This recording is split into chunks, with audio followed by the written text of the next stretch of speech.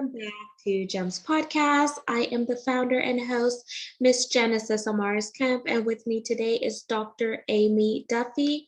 Here is a bit about Dr. Aimee. So, Dr. Aimee is the #1 best-selling author of Normal Doesn't Have Side Effects, award-winning speaker at Harvard Club of Boston, CNN Center, NASDAQ, New York City Bar Association, and the Philadelphia College of Physicians. Dr. Duffy has shared the stage with Martha Stewart, Suzanne Somers, and Dr. Oz, as well as a few others. She is a frequent podcast guest and expert guest on ABC, NBC, CBS, and Fox network TV shows. And today we're going to hear both sides of what it's like for her to be a physician, but also the patient side, dealing with hormonal issues, gut imbalances, and stuff like that. That can definitely help you look out for those signs that you may be dealing with, and you may not feel like you are being seen and heard by your physician. So she's going to give you some tips and tricks regarding that, as well as talk about some things that may help you bust those myths. So without further ado, please welcome Dr. Aimee Duffy to GEMS Podcast. Good morning. Good morning, Dr. Duffy. So before we dive in, we are going to have a bit of an icebreaker. So You have two options here. You could say a crazy thing that you've done in your life that you've either learned from or that is just fun and crazy for you to do, or you could say a fun but interesting fact about yourself.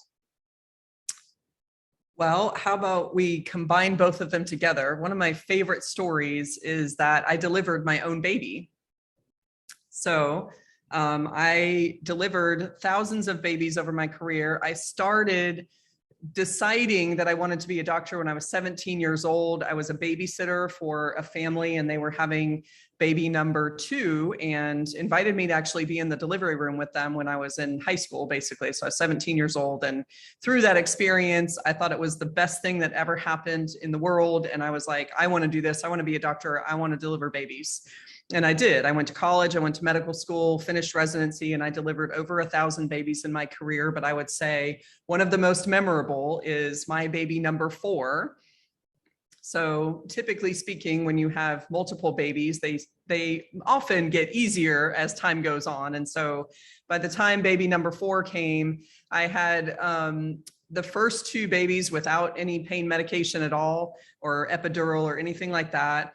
By the third one, I thought I was going to do it, but she came so fast that they didn't have time. So I had another one with no epidural. And then by the 4th one, I was like, give me the epidural quick. I was getting induced because my blood pressure had started to go up a little bit. So they just decided it was time.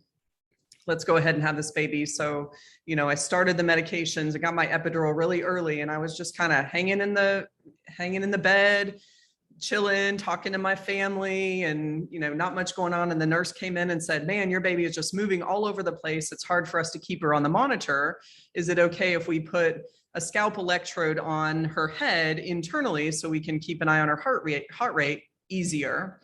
And I had done these many, many times in my career with my patients. And so I was very comfortable with that. I said, sure, no problem. So she grabbed another nurse to help her out. And now I have this epidural, and I can't feel a thing, basically from my belly button down. I can't move anything. This was a very, very strong epidural. Maybe a little bit more than I would have liked, but I can't be too picky about it. I wasn't feeling anything. So the nurse on my left-hand side kind of picked up my leg and moved it over to the left-hand side. And the nurse on the right picked up my right leg and moved it over. And then bam, the baby's on the bed. She just popped out. So there was no pushing. There was no, you're 10 centimeters dilated, time's happening. And I immediately went into doctor mode, because that's what I do. I've delivered so many babies. I just reached down and grabbed her. I grabbed my white hospital gown. I started wiping all kind of the blood tinged goo off of her. And she wasn't getting that, good baby cry yet. And so I said, I need to suction her mouth out. She's got a bunch of fluid in her mouth. Let's suction her out. So we suctioned her out. And then she still, she was fine. She wasn't like turning blue or, anything going on, but she wasn't getting that good deep cry that you want to hear right away. So I said, I need to cut the cord. So they handed me the clamp and the scissors, and I cut the cord, and I handed the baby over to the nurse, who took her over to the monitor, and she immediately started crying. Best sound in the world. But so that's my story. I delivered my own baby. Kind of crazy, kind of interesting, and fun fact. Wow. I'm over here like, wow. Just a point where you said, oh yeah, she moved my left leg, she moved my right leg, and then bam, the baby just came out. Just there. Oh wow. That is crazy. So when you were going through all this, you just like jumped into it like it's game time. Yeah, it was, I mean, again, because I had done it so many times in my life, I mean, there was no, what do I do? Or, anything. It was just, oh, here's this baby, as if I was on the other side of it delivering a baby. So I just went through the motions that I had done so many times. It was really, I don't know if you can look back and say out of body experience or anything, but I don't remember feeling any emotional sensation, like, oh my gosh, this is my baby. It was just kind of like, this is work, get this baby breathing and wiped off like we normally do when we're delivering a baby. So, once everything sort of settled down, I heard her cry, they wrapped her up, within minutes she was back, as a little baby burrito in my arms. And then I could go, okay, this is my baby, and, have that emotional connection. But it took a moment of just kind of getting in the zone of take care of this baby. So after baby number 4, did you say, oh, I think I want another baby? Or were you like, no, I'm done? No. In fact, I was processing the idea of being done at baby number 3. And before that, anything happened, I was pregnant again. So my 3rd and 4th babies are literally like 20 months apart. So I still had a baby when I got pregnant with baby number 4. So I hadn't quite made a full decision yet, but definitely after baby number 4, it was time to say our family was complete, and it's perfect. Oh, nice. So thank you for sharing that fun, interesting, and crazy experience. So, Dr. Duffy, outside of, you getting a taste of, just being in the delivery room at 17, saying that, okay, I fell in love with medicine, I really want to be a doctor, was there anything else that was drawing you into the physician world? I think I grew up in, I call it the granola family. I mean, we were very sort of holistic and healthy, and did a lot of alternative stuff like acupuncture when I was younger, massage therapy, rolfing. My mom was really into a lot of those things. And so I experienced that as a young person. And especially loving babies, even as a child, I had Cabbage Patch Kids and, all the babies. And so, I think that I knew I either wanted to be like a pediatrician or deliver babies, or at one point I wanted to be a teacher, but I think I really realized also that I was good in school. So, it kind of was fed into me, oh, you should be a doctor because you're so smart, on top of this idea of wanting to be around babies and things like that. And ultimately now, I delivered babies for many years in my practice, and unfortunately, they don't come on your schedule at 2:00 on Tuesday afternoon. So with 4 babies at home, it was time to put that chapter to rest, and not be on call every 3 nights and be exhausted all the time. So I had to make, major decisions in life to move forward with that.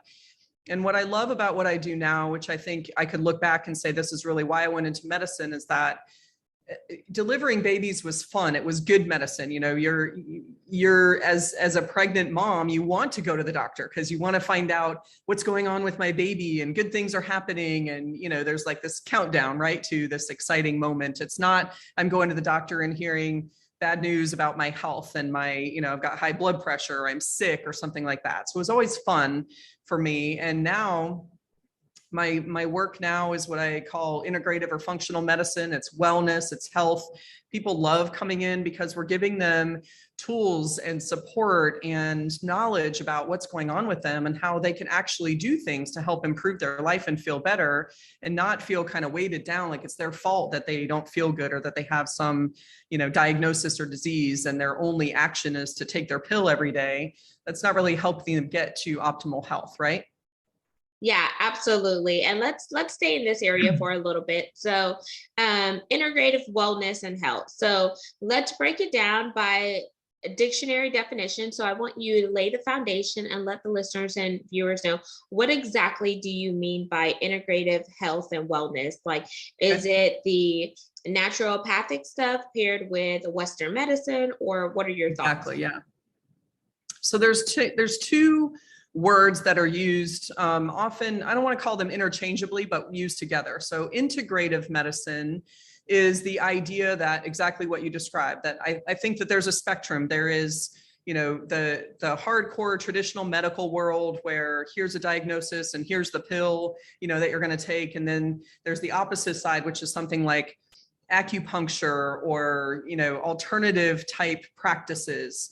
And to have somebody who has the knowledge on both of those spectrums, and then when you come into me as a patient, we can come together with a plan that says, how can we incorporate some of these things together in order to get you to your optimal place? So we don't have to choose one side of the spectrum or the other, and we can really blend it in. And people on the more natural side of medicine and those alternative health fields, they can't order labs or write a prescription if needed. And on this side, traditional medicine very commonly doesn't either know about or doesn't really support the use of some of these alternative practices to blend together.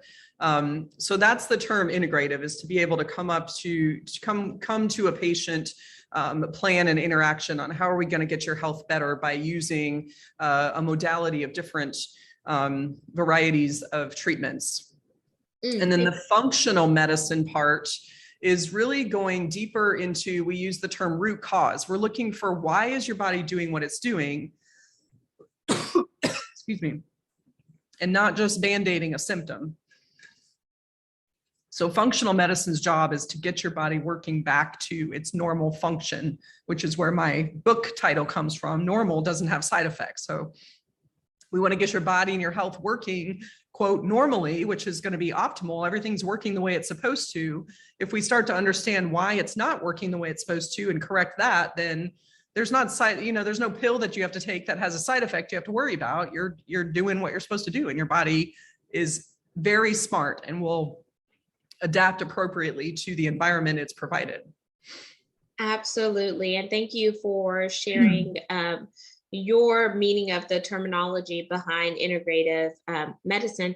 And so whenever you look back when you were a physician before you started your practice now, do you feel like there were certain checks and balances that you needed to follow within the physician versus pairing it with some of the holistic and the naturopathic remedies? Because maybe you had certain things that the pharmaceutical companies were, promoting to you that you had to offload to patients. And then and it goes back to that Band-Aid thing. Okay, I'm giving you this prescription, but then this prescription ends up creating this side effect. Then I have to give you another medication. And then some people feel like, oh my gosh, like what's the point of taking all this medicine? I'm like a walking medicine cabinet. Exactly. I mean, that is what my patients deal with all the time, especially when they have this long list or handful of pills, and then they can still fill out on my forms and say they have, chronic fatigue and they're frustrated with their weight and they hurt all the time and they don't sleep well and they're irritable and frustrated and their gut's a mess. They have IBS. They gotta know where every bathroom is everywhere they go because they never know when that's going to happen, that kind of thing. So really what started me down this path, and this is a great question for that segue, is, I was in the OBGYN field. And so I was delivering lots of babies, which was fun. But on the days that I wasn't delivering babies, I was kind of thrown into women's health. And that has a lot to do with hormones, right? So women come in and varying degrees of ages, but we're talking about women that are in maybe their 40s to 60s, dealing with some hormonal changes and going through menopause. And that was, 15 to 20 years ago. When I was in medical school and residency, the huge study on women's health came out from the Women's Health Initiative. And there was a lot of concern there with hormone replacement, particularly using something called Premarin and Prempro. Those were the drugs that were in the study. But the end of the study was actually cut short because they were seeing so many negative effects with these, and like something like 283% increased risk of breast cancers and strokes and heart attacks in women that were taking these medications. Why it's still on the market, I don't know. That's a whole nother conversation. But yet, women were hearing this, and it was in the media and it was everywhere, and we're hearing it as physicians. And now we're stuck in this. What do we do? This is stuff we've used for years and years, telling people it was safe, and it was either good to help with their symptoms or it was protecting their bones and things like that. And so now my conversations had to be about, here's this pill. I could give it to you to help with these hot flashes and this irritability. And, you want to rip your husband's head off because he smiled at you or whatever, they're all crazy during this hormonal time, but I can't trust that it's actually good, right? So as a physician, you take the Hippocratic oath that says, I promise to do no harm. Well, here we are with this information that this medication could cause a lot of harm. And that just didn't sit right with me. I'm trying to talk patients out of it, but yet we didn't really have any solution for dealing with those symptoms. There was the advice that we could just put them on antidepressant medications. It's kind of like, well, you're going to have hot flashes, but you're just not going to care about it anymore. That's kind of what that was. And that really wasn't the cure, right? So I started doing more research in that area of hormones, and I happened upon the idea of bioidentical hormone therapy and natural hormone balancing. I started listening to, we didn't have podcasts back then, but it was like, web recorded seminars and things like that. I could listen to that. And then I searched and found conferences on bioidentical hormones and natural hormone balancing. And I just dove in, and I was just so intrigued by this idea that we could find what the imbalance in the hormones were. Then we can replace natural hormones. Bioidentical hormones means that it's the chemical structure is exactly the same as the chemicals that are in your body. But also bioidentically, we need to use the right dosing. So we're not using these huge doses that your body never made, except maybe when you're pregnant, you're swimming in progesterone. But outside of that one particular time frame, there's no time when you have these huge doses of estrogen or testosterone or things like that. So it makes it much more easy to help people be more comfortable in what they're choosing in terms of balancing their hormones, seeing a test, seeing what the needs are. And then the most important thing is to test, do the intervention, and then repeat the test to make sure that we're in the right place and things look normal or appropriate for where we're going to be. And then you don't have those risks that were there with all the studies from the Women's Health Initiative. Beautiful. And I like that you took it upon yourself to say, I'm going to go research and find another way, an alternate way, because had you been the person that was going through this, you wouldn't want to, be going through the same things that these women were going through. So there's always a root cause analysis. And there's always a way to overcome that whenever you understand what's going on and what are the underlying causes. And I feel like more people need to be open and susceptible to natural remedies and modalities, because if you think about what people did years ago, a lot of people weren't taking these pharmaceutical drugs or whatnot. They were using what was produced in the earth, and it was working well for them.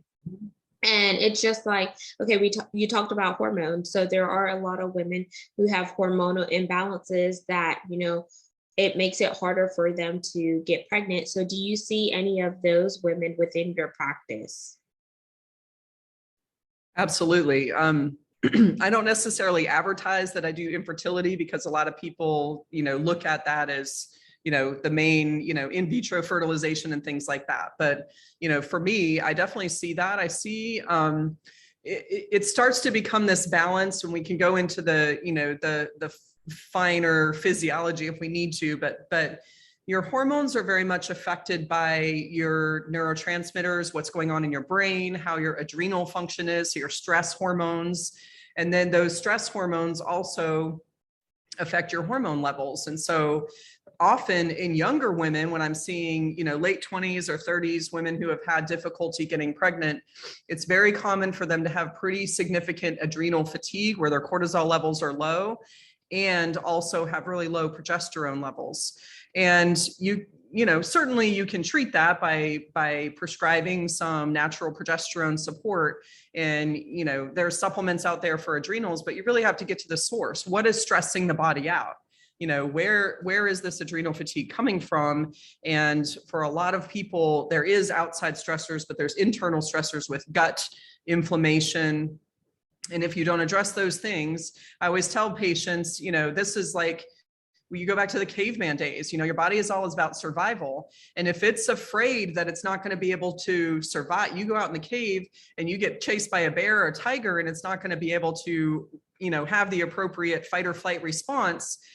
It's trying to protect you. And the last thing it's going to do is let you get pregnant, because that's just another risk, either to you, it slows you down, or to that baby. So if your body thinks that it's in a state where it's not going to be able to respond to that stressor appropriately, it's never going to let you get pregnant. So we really work towards healing the body from the inside, addressing gut issues, addressing what's stressing it out, balancing those hormones. A lot of mindset, you hear the story all the time where people that are, really struggling and going through infertility and make the decision to move towards adoption, right? And then all of a sudden they find out they're pregnant because they stopped stressing about it, right? So they kind of made a decision, I'm going this way, and they let that go. And now all of a sudden that stress is gone, and their body's like, oh, we can do this now. So easier said than done, but you really got to get into that mindset and work on some stress management, breathing, meditation, anything that you could do to tell your body that it's not getting chased by a tiger and everything's going to be okay. Yes, I love that. And I also love that you were saying just reduce the stress, because people don't realize that stress can be the number one killer. And it's not just the internal stress, but those external stresses that you brought up: environmental factors, job stress, family dynamics, and etc. And then before you know it, like, if you go to a therapist, they're like, are you stressed? And they start asking you all these questions, and you're like, oh, I didn't think of that, because you didn't know that your body was stressed, but your body is trying to protect you from future harm. And then you talk, adapt. Yeah. And then the gut, oh my gosh, the gut is so important, because I've heard leaky gut, I've heard sluggish gut, and all of those things. Can you hit on that briefly, and from a physician standpoint, but also from like a patient advocate standpoint? Can you talk about the pros and cons of how important gut health is and what some of the common gut problems are? Yeah.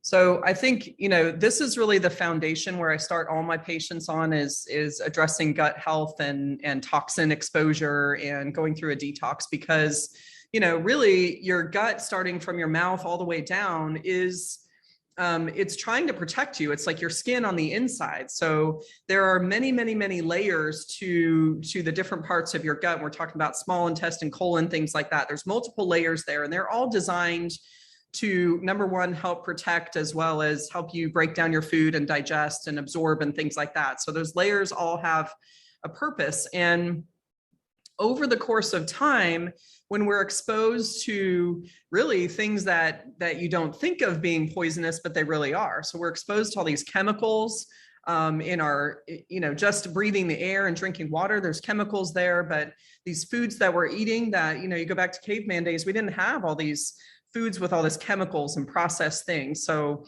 we started this consumerism in food, right? Let's make food cheaper so we can feed the masses, and then let's put extra stuff in it, more sugar so that it tastes good, and people are literally addicted to it, right? So when our gut boundary, our gut barrier is being attacked, that barrier, it's kind of like taking, I think about my desk at my office as a smooth piece of wood. And I say, if I just sat there every day and rubbed this same area over and over again for 20 years, at some point in time, those layers are going to start getting worn out. And now at some point in time, you have this raw wood underneath that's never been exposed to the air and to water and things like that. And it's going to get inflamed. It's going to react.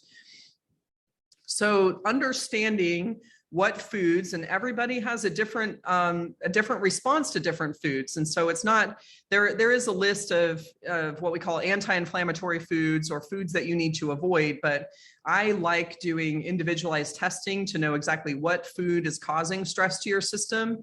And then we come in on the other side with supplements that are going to help to build those layers back up again and help your body protect.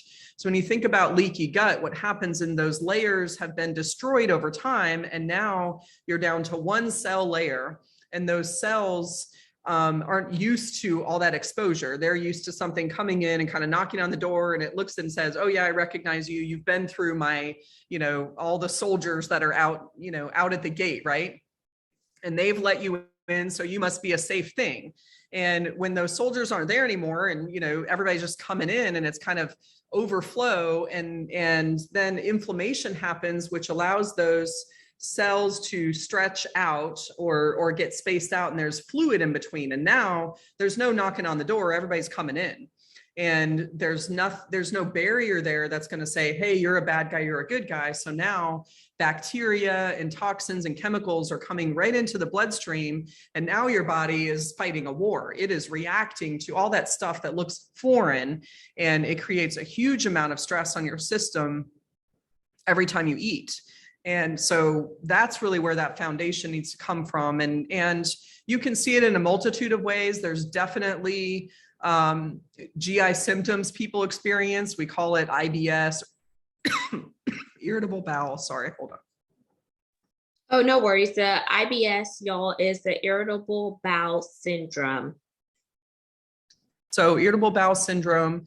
And most of the time, you can have, when we officially diagnose somebody with that, it's either IBS with diarrhea or IBS with constipation. But I tend to see a mixture all over the place. Some people say, every time I eat, this is patients that come to me, say, how is this affecting your quality of life? And they say, well, I never want to go anywhere. I don't want to go out to eat with friends because I have to excuse myself from the table many times, to the point where sometimes they have to carry an extra set of clothes in their car if they're going somewhere, farther away, because they've had accidents.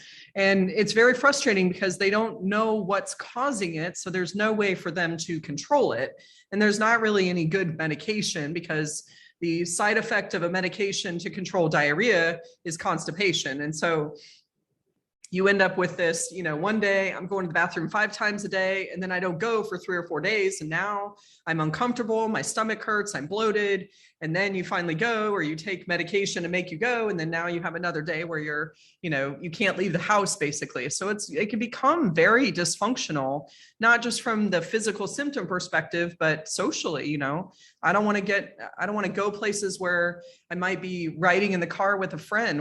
She wants to go to the mall or go shopping or something. And I'm like, what if I have to stop and, go to a gas station 3 times before we get there? And it's embarrassing for those women, which is mostly what my patient population is. So definitely we see gut symptoms, but that whole leaky gut thing can be portrayed in different ways. So you can have pain. You can just have simply joint pain. Do I have, people want a diagnosis. Do I have rheumatoid arthritis? Do I have fibromyalgia?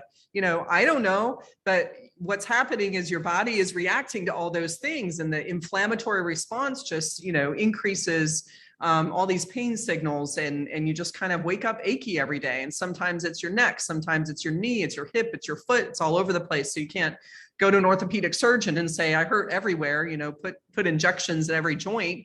Again, it's coming from the gut, and you have to address that. And then, sorry, 2 more symptoms I want to talk about is kind of chronic fatigue, and then what we call the mood, the brain, you're sluggish. I feel like I'm in a fog. I can't focus. I can't think. I'm tired all the time. Those can come from, again, your body just reacting to that stress all the time. It never gets a break. I say that we're running the marathon of life uphill all the time without ever taking a break or having, that slope where it flattens out a little bit. We're just constantly trying to sprint uphill, and your body never rests. Wow. So the leaky gut, the mood, and then the stress. So all of those components. And then the last question as we wind down, because I want to be respectful of your time, Dr. Duffy. Sure. So do you feel like people need to start with examining the gut health as their root cause analysis, and then working from that area to kind of help with everything that's going on within their body? That is what I do in my practice when we're addressing what I call the pillars of health. So gut health and detox is the first pillar. Then we look at nutrition, or, food, what we're eating, hormones, fitness, and then stress management, mindset are, all kind of work together, but those are my 5 pillars. But I would say that my best results come from when we start with dealing with the gut. And there's things that you can do on your own before you seek out a doctor like me. Again, I think that having the knowledge is really the best way to do that. So to have a food sensitivity test, there are tons of them out there. So it's a little overwhelming to go, researching what test should I do. But having a test that tells you what's going on and what your body's reacting to makes it much more easy for you to address. But you can start right away. I'll tell you the top 4 foods that I see almost in everybody is gluten. We hear that all the time. Where is that coming from? But gluten is just a serious chemical right now, really. I mean, we used to go to the bakery, right? When we were younger, maybe the bakery is where you would go to get your bread, and they had the fresh bread that morning, and then they had day old bread, right? On the back shelf, it was already 50% off. You would buy it for making croutons or French toast or something like that, but that was not, good enough to just eat as regular bread. Well, now you go to the grocery store and that loaf of bread might have been sitting on the shelf for a week or so, and you take it home and it can sit on your, countertop for 2 weeks, and still you open it up and it's nice and soft and smells just as fresh. It doesn't have any mold on it.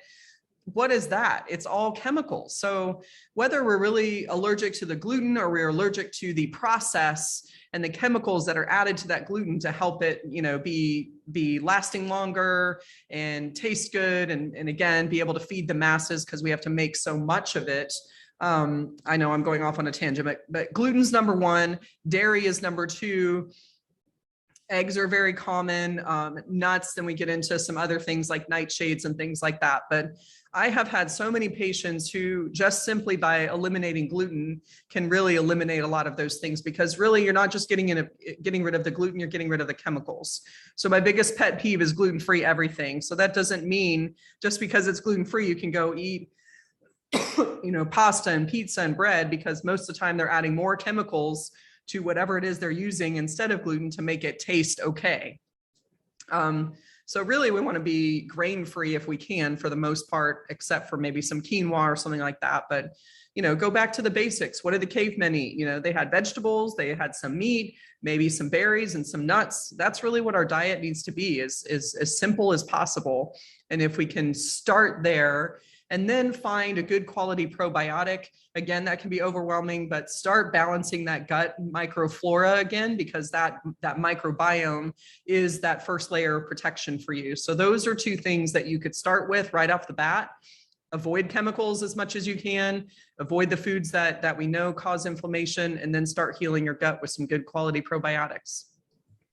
Amazing. And then I'll also chime in by telling you all, make sure you're listening to your body. Your body is so powerful, and your body is always going to speak to you. One thing that helped me early on when I was having some GI, so that's gastrointestinal issues, was keeping a food journal. So it was a way that I kept up with my own body's metrics. Like if I ate something, like how did it make me feel or whatnot. And then also just go back to just analyze, how were your ancestors brought up and what did they eat? And if you go back to that, it will definitely help you where you are now. So Dr. Aimee, I want you to leave the listeners and viewers with your call to action for this segment, and then plug your website and your social media handles.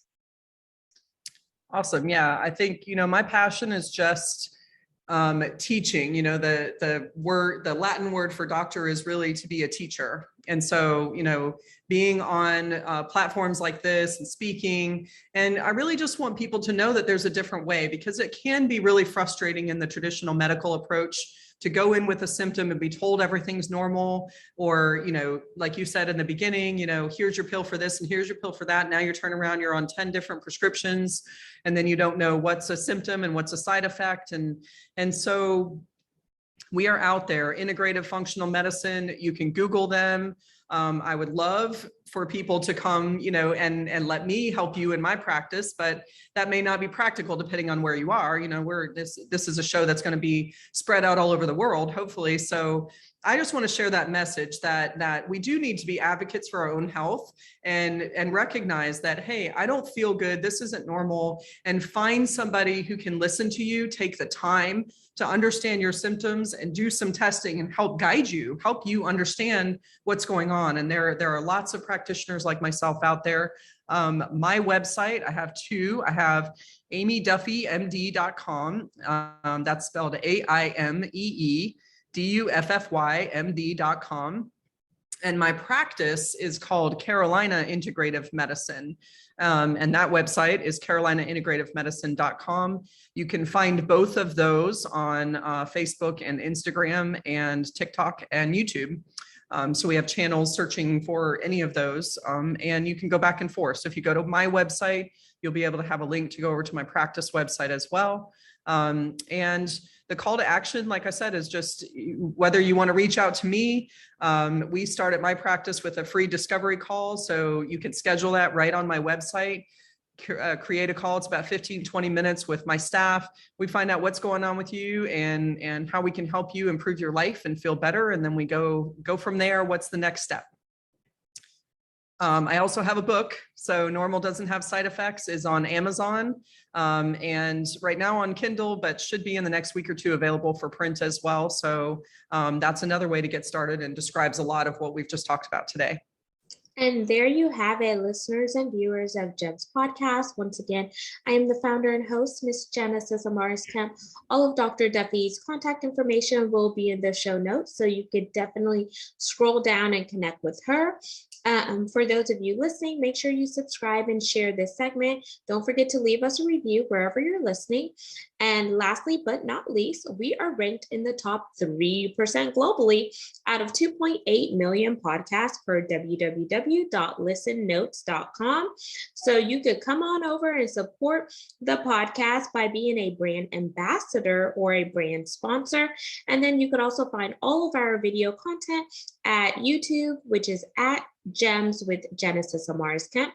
Make sure you listen to your body, pay attention, and don't dismiss those subtle clues, because they can very much save your life.